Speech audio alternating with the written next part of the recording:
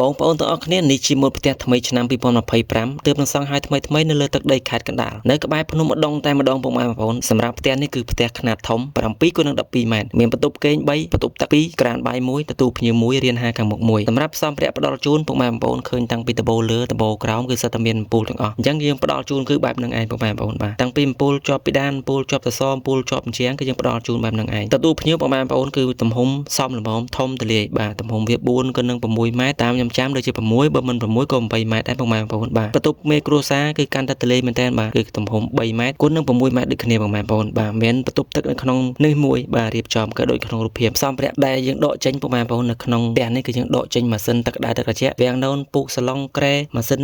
បូមក្លិនកន្លែងចង្ក្រានបាយអីចឹងទៅបងប្អូនហើយអញ្ចឹងក្រៅពីហ្នឹងគឺនៅចង្ក្រានបាយទូចង្ក្រានបាយប្រគុណខ្សែអនាម័យផ្កាឈូក